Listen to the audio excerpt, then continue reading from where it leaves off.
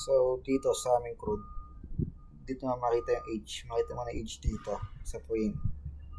Subukan natin fill upan. Subukan natin lagyan ng letter.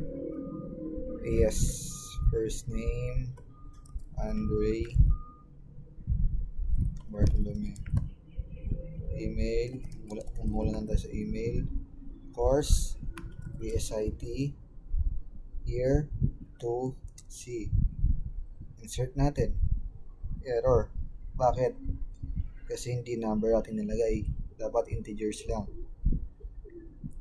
22. Subukan 22. Insert natin. Successfully siya. Ang ginawa ko dito, naglagay lang ako ng bagong variable.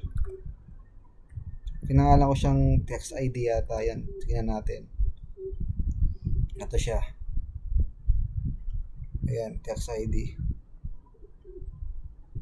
Tinagdag ko lang siya sa aming frame. Tsaka sa mga input. Yun lang.